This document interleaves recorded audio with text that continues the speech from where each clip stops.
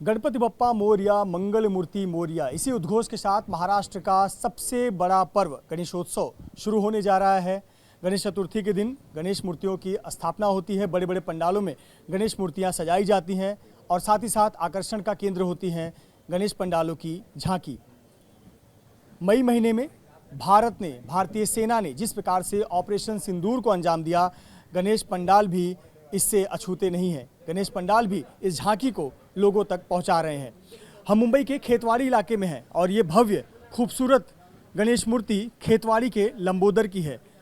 मुंबई के खेतवाड़ी इलाके के 4th क्रॉस लेन में सार्वजनिक उत्सव मंडल है खेतवाड़ीचा लंबोदर, और इस खेतवाड़ी लंबोदर की ये प्रतिमा है। लगभग 32 फुट ऊंची ये भव्य प्रतिमा। और देखें, गणपति बप्पा जो अपने स्वरूप में है, चतुर्भुज आकार में है, लंबोदर पीताम्बर, साथ में है भारत का तिरंगा झंडा। ये तिरंगा झंडा बप्पा भारत के सैनिकों पर अपना आशीर्वाद बनाए रखें और उन्हीं सैनिकों को सलामी देने के लिए, उन्हीं सैनिकों के शौर्य को सलाम करने के लिए झांकी तैयार की गई है और ऑपरेशन सिंदूर की एक झांकी यहाँ पर दिखाई गई है। Tribute to Indian defence forces, Khetwadi के लंबोदर राजा की तरफ से भारतीय सेना को सलामी देने वाली, उनका अभिवादन करने वाली, अभिनंदन करने वाली एक झांकी तैयार की गई है। एक तरफ आप देखें तो एक रफाल जेट बनाया गया है, वही रफाल जेट जिससे मिसाइल हमले किए गए और पाकिस्तान ने पहलगाम में जो आतंकी हमला किया था उसके बाद भारत ने आतंकी ठिकाने पाकिस्तान में नष्ट किए और इसी रफाल का इस्तेमाल किया, ब्रह्मोस मिसाइल, स्काल्प मिसाइल का इस्तेमाल किया और पाकिस्तान के 9 आतंकी ठिकाने महज 25 मिनटों के अंदर नष्ट नाबूद कर दिए। पाकिस्तान के डिफेंस देखते रह गए, एक भी भारत का अटैक रोकने में वो कामयाब नहीं हुए। भारत ने महज 25 मिनट के अंदर 9 पाकिस्तान के आतंकी ठिकानों को बर्बाद कर दिया। इसके बाद पाकिस्तान की तरफ से एक ऑपरेशन चलाया गया और उसमें भारत के कई इलाकों में, रिहायशी इलाकों में ड्रोन हमले किए गए, भारतीय नागरिकों को निशाना बनाया गया, लेकिन उनका कोई भी निशाना उस जगह पर नहीं गिरा जहां वो चाहते थे, क्योंकि भारत का सुदर्शन चक्र तैयार था। भारतीय डिफेंस फोर्सेस चौकन्नी थी, सतर्क थी, तैयार थी और पाकिस्तान का कोई भी हमला भारत पर असर नहीं कर पाया। जिसके बाद भारत ने फिर से एक ऑपरेशन लॉन्च किया और पाकिस्तान के 11 एयरबेस तबाह कर दिए। 11 एयरबेस तबाह किए, जिसमें उनके कई एसेट, उनके जेट फाइटर सहित, उनके कंट्रोल सिस्टम सहित उनके कई एसेट कुछ ही घंटों में बर्बाद कर दिए। और इसके बाद पाकिस्तान घुटनों पर आ गया और पाकिस्तान ने सामने से फ़ोन कर सीज़ फायर की मांग की। भारत ने स्पष्ट किया कि हमारी लड़ाई आतंकवाद से थी और इस सीज़ फायर को माना गया। 3 दिन तक चले इस ऑपरेशन सिंदूर में भारतीय सेना का पराक्रम पूरी दुनिया ने देखा। भारत ने उस किराना हिल्स पर भी हमला किया जहां पर कथित तौर पर पाकिस्तान के परमाणु संयंत्र रखे हुए हैं। इसका भी जवाब पाकिस्तान के पास नहीं था और इसी को सलामी देने के लिए खेतवाड़ी के लंबोदर की ये प्रतिमा लाई गई है। ऑपरेशन सिंदूर को सलामी देने वाली सबसे महत्वपूर्ण बात है कि ये मुंबई की चर्चित गणेश पंडालों में से एक है। हमारे साथ इस मंडल से जुड़े हुए सदस्य हैं। क्या नाम है आपका? उमेश कारंडे नाम है मेरा। उमेश जी, सबसे पहले बताएं खेतवाड़ी के लंबोदर के बारे में। कितना वर्ष है आप लोगों के मंडल का और भव्य मूर्ति तो इसकी पहचान रही है? हमारा ये 68वां साल है। हाँ। हमारी स्थापना 1958 में हुई थी जी। और ये सिंदूर ऑपरेशन के इसके ऊपर हमने थीम बनाई है, जो अपनी इंडियन फोर्स ने जो पाकिस्तान को जो रिप्लाई दिया है उसी को आकर्षण करते हुए हमने ये टाइम सिंदूर थीम बनाई हुई है। बिल्कुल। इस मूर्ति के बारे में बताएं, हर बार इसी प्रकार से भव्य मूर्ति आती, कितनी ऊंची फुट मूर्ति है और कितनी तैयारी आप लोग ने, कितने महीने की तैयारी की? ये लगभग 3 महीने से तैयारी करनी पड़ती है। हाँ। और ये मूर्ति जो है 32 फुट की है। इससे गए टाइम अपने जो इंडियन वर्ल्ड कप जो आया था, हाँ। उसी थीम पे हमने गए टाइम वर्ल्ड कप का थीम बनाया थी। अच्छा। तो उसको ही रोहित शर्मा, विराट कोहली ने भी हमको ट्वीट किया था गए टाइम। तो ये सब हमने सिंदूर ऑपरेशन का थीम बनाया है। बिल्कुल। तो जिस प्रकार से लोकमान्य तिलक की एक संकल्पना थी कि गणपति जो घरों में पूजित हैं वो सार्वजनिक जगहों पर भी पूजे जाए और एक संदेश, सामाजिक संदेश दिया जाए। पिछली बार भारत ने वर्ल्ड कप जीता था तो उसे सलामी दी गई और इस बार भारत ने मई महीने में ऑपरेशन सिंदूर कर आतंकवाद को मुंहतोड़ जवाब दिया, उसे सलामी दी गई। क्या नाम है आपका? विनायक गढ़से। विनायक, ऑपरेशन सिंदूर को सलामी दे रहे हैं आप लोग, साथ ही साथ एक झांकी तैयार की है। गणपति बप्पा का आशीर्वाद हमारे सेना पर बना रहे, क्या कहना चाहेंगे?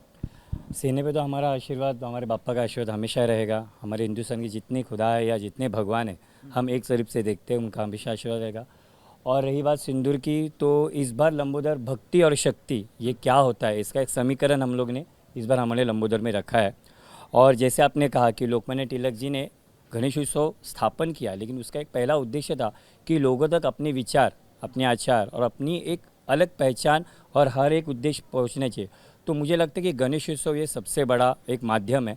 हम जो भी झांकी दिखाते, अगर उससे प्रेरित 10 या 15 लोग भी प्रेरित हो जाए तो मुझे लगता है हमारी झांकी एक 100% पूरी हो सकती है और हमारा आशीर्वाद और बच्चों लोग तो पहुँचेगा। और इसीलिए हम लोग ने सिंदूर ऑपरेशन इसलिए रखा है कि आने वाली पीढ़ी ये समझे कि यह अलग हिंदुस्तान है, ये अलग हिंदुस्तान है। ये जो पिछली वाली का हिंदुस्तान था वो नहीं है, ये अब अलग हिंदुस्तान है और ये अपडेट है। और जैसे आपने कहा कि रफ़ाल, अभी हम लोग कुछ लेते नहीं, अभी हम बनाते हैं। जैसे रफ़ाल हम लोग ने इंडिया ने मेकिंग किया, आपने जैसे कहा कि बेस कैंप पे अटैक हुआ, ये सारी चीज़ें हमारे इंडिया ने बनाई है।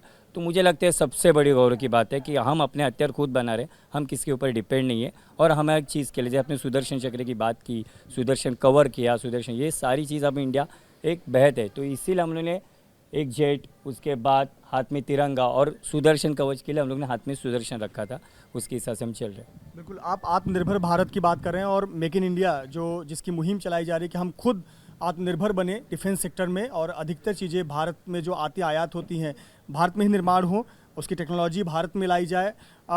पर आपने जो बात कही कि वो पहले वाला भारत नहीं है, ये आज का आधुनिक भारत है जो घुस कर मारता है। हाँ। पर इससे बहुत लोग सहमत नहीं हैं, खास करके विपक्षी नेता, विपक्षी पार्टियों के। वो कह रहे हैं कि धर्म के में, धार्मिक त्योहारों में सेना को, ऑपरेशन सिंदूर को लाना, ये राजनीति कर रहे हैं।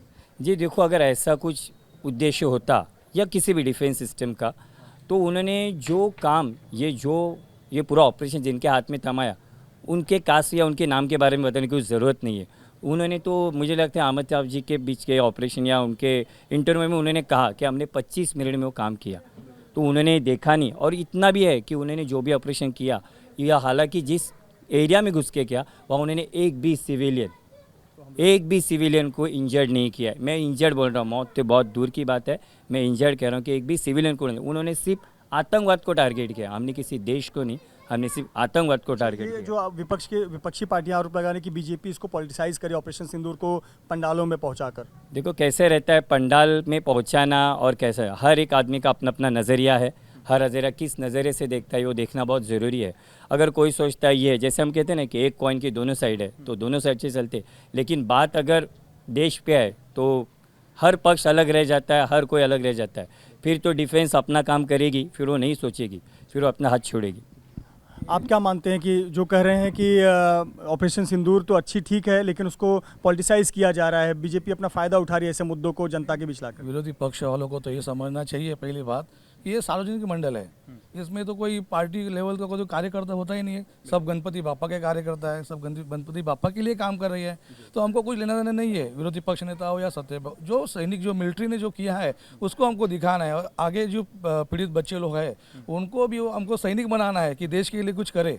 हमको कोई लेना देना नहीं है विरोधी पक्ष नेता से है, कोई सत्ते पे बैठे, उनको किसी से लेना देना नहीं है। सैनिकों ने जो किया है उसके लिए हमको सैल्यूट है उनके लिए। बिल्कुल। खेतवाड़ी के लंबोदर के अध्यक्ष प्रवीण जी है। प्रवीण जी, क्या मैसेज ऑपरेशन सिंदूर की झांकी बनाई गई, क्या संदेश देना चाहते हैं? पहला तो अपने पहलगाम के ऊपर हमला जो पाकिस्तान ने किया, उसके ऊपर ही अपने मोदी साहब ने जो आदेश दिया कि उनके ऊपर अपना हक जमाने का है और पाकिस्तान के ऊपर अपना हमला करने का ही है। वो हमले के ऊपर ही हमने सिंदूर का ये थीम रखा है। और हमारे सब सैनिकों ने जितना किया देश के लिए, उनको सैल्यूट है।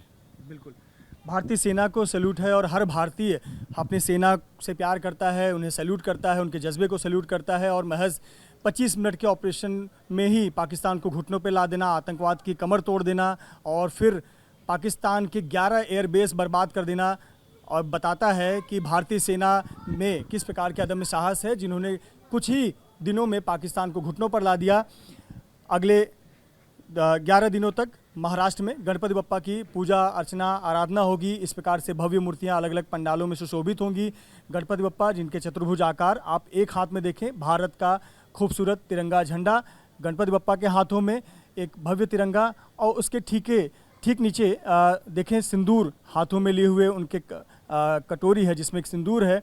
सुदर्शन चक्र भी बप्पा के हाथ में विराजमान है और बप्पा का आशीर्वाद बना रहे देश पर, सैनिकों पर। ऐसी खूबसूरत मूर्ति गणपति बप्पा की, जिनकी पूजा अर्चना आराधना गणेशोत्सव के दौरान होगी।